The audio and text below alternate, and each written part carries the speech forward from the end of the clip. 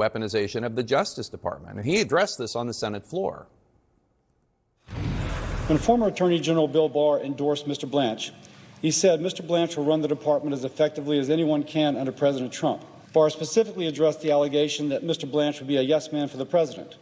He said that any attorney to represent a client well has to have tough conversations and confront a client with difficult truths.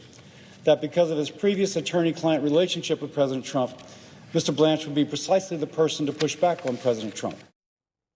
And if you believe that, I have a Lake Pontchartrain Causeway Bridge to sell you, because there is literally no evidence of Blanche, once Trump's personal attorney in the Stormy Daniels case, ever standing up to President Trump. Not with the prosecutions of the likes of Don Lemon or Lisa Cook or James Comey or Letitia James. Not with how Blanche handled the Epstein documents, which even Vice President Vance says was mishandled. Not with how Blanche's office pushed Minnesota prosecutors to go after Renee Good and her spouse after an ICE agent killed Good, which led to numerous prosecutors resigning from the U.S. Attorney's Office in Minnesota. Not at all with anything that we can detect. Now, the second reason many were surprised by Cassidy's decision is that politically he doesn't need to vote for Blanche. Cassidy is a dead man walking. He's already out of a job. He lost his bid for a third term in May in a stunning but expected defeat after two primary challengers, including one specifically backed by Trump, finished ahead of him. Now, if you're getting deja vu, Cassidy was also the deciding vote to confirm Robert F. Kennedy Jr. as Health and Human Services Secretary last year, despite Cassidy's major reservations. Cassidy is a doctor, and RFK Jr. is the opposite of a doctor. That turned out not so well. Cassidy later accused RFK Jr. of constructing public health policies, quote, upon a foundation of lies, unquote.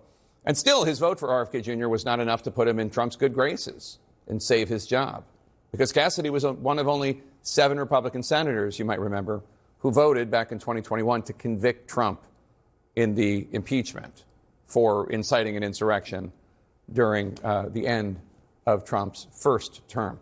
So as of now, when this comes to Blanche's confirmation, Maine's Susan Collins and Alaska's Lisa Murkowski, they're the only 2 Senate Republicans planning to vote no. Because of Senator Mitch McConnell's absence for health reasons, Blanche's nomination theoretically could be derailed if just one other Republican senator flips to a no. Again, that is extremely unlikely, but that is the outcome a group of Epstein survivors is working toward right now. They're trying to convince any one of 3 GOP senators they're targeting that Blanche's mishandling of the Epstein files should be seen as disqualifying. And I'm going to talk to one of those Epstein survivors in the next hour. Joining us now to discuss, Democratic Senator Adam Schiff of California. Senator, what are you hearing in the Senate? Is there any chance that any of the other remaining Republicans that are being targeted by these Epstein survivors might change their mind? I think it's sadly extremely unlikely. I'm really not sure who these candidates would be. I think Cassidy was the one remaining vote in question, but I certainly hope the victims are successful in persuading a couple more senators to do the right thing.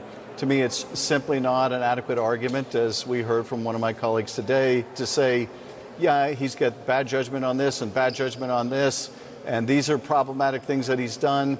But if we don't refuse him, or if we do refuse him, rather, then we'll get somebody worse. That just doesn't resonate with me. It used to be the case when you got a nominee who is unfit for office, you would reject them.